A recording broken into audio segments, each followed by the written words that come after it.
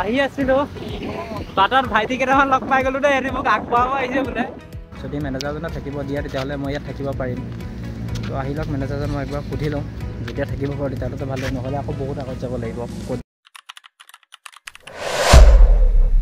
তো নমস্কাৰ অসমবাসী, আপোনালোকক পুনৰবাৰ স্বাগতম জনাইছোঁ মোৰ অন্য এটা ব্লগলৈ।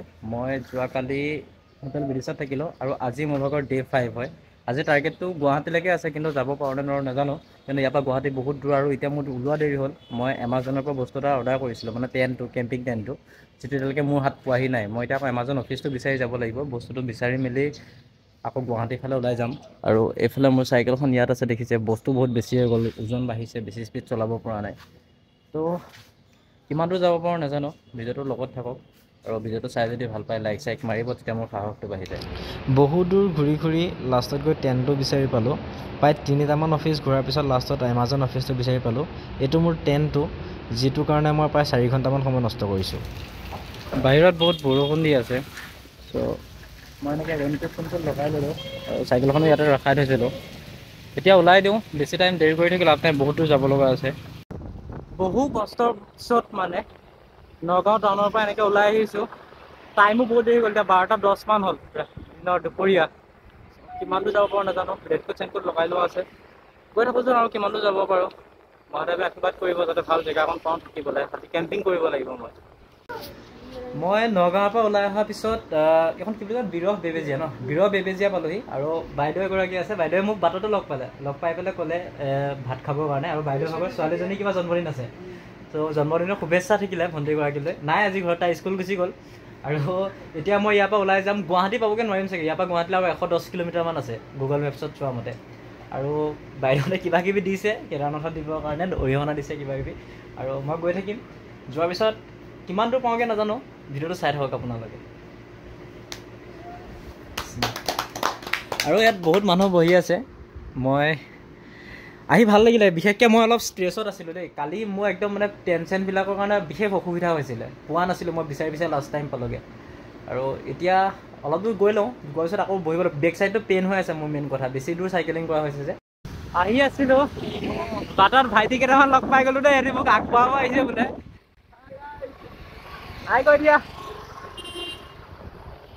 আৰু সিহঁতক মই সুধিছোঁ মোক আগবঢ়াব আহিছে, সিহঁতি কৈছে আগবঢ়াব আহিছোঁ বোলে। ভাল লাগিছে তেনেকৈ সিহঁতি অহাৰ কাৰণে। কিমান দূৰ যাবা তোমালোক? আমি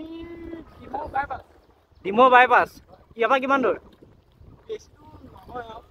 আচ্ছা,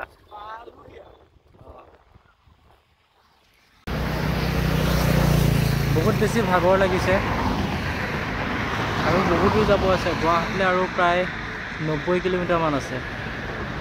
আমি ইয়াত অকণমান বহি লৈছোঁ। ৰাস্তাটো বহুত ধুনীয়া, আপোনালোকে চাব। ইফালে গছ সিফালে গছ, মাজতে ৰাস্তাটো। কিন্তু এইটো ছাইডে মানে মোৰ বাওঁ ছাইডে অলপ গছটো কমকৈ আছে, সোঁ ছাইডে বহুত গছ আছে। এইদিনাখন চাইকেলখন মোৰ ভাগৰ। মই এতিয়া আহি পালোঁ আমচৈ, আৰু ইয়াৰ পৰা গুৱাহাটীলৈ বহুত বেছি দূৰ আছে। আজিতো যাব নোৱাৰোঁ, কাৰণ এতিয়া সন্ধিয়া 4টামান বাজি পাৰ হৈ গ'ল।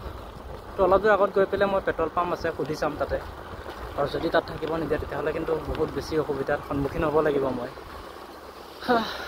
ইমানখিনি কষ্ট কৰি আছোঁ, মহাদেৱে যাতে কৃপা দৃষ্টি কৰে মোৰ ওপৰত, তাৰে প্ৰাৰ্থনা। আৰু আপোনালোকেও আশীৰ্বাদ কৰিব যাতে একো অসুবিধা নোহোৱাকৈ মই গৈ পাবগৈ পাৰোঁ বাবা কেদাৰনাথৰ।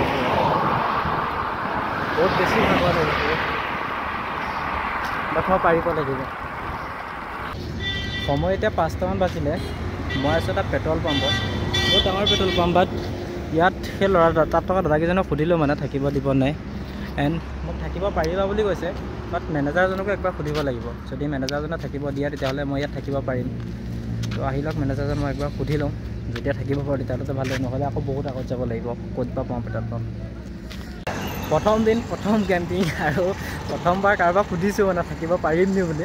এণ্ড দাদাজনে একেবাৰতে ক'লে ঠিক আছে পাৰিবা, একো কথা নাই বুলি ক'লে। এণ্ড আগত এখন ধাবা আছে ইফালে, তাত গৈ বোলো চাহ অকণ খাই লওঁ, অলপ ষ্ট্ৰেছ হৈ আছে ন মানুহটো।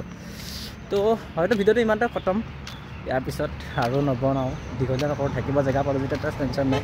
আকৌ এটা নতুন ভিডিঅ'ৰ সৈতে পুনৰ লগ পাম। আজিলৈ এৰিছোঁ, ধন্যবাদ। জয় অসম, জয় মহাদেৱ।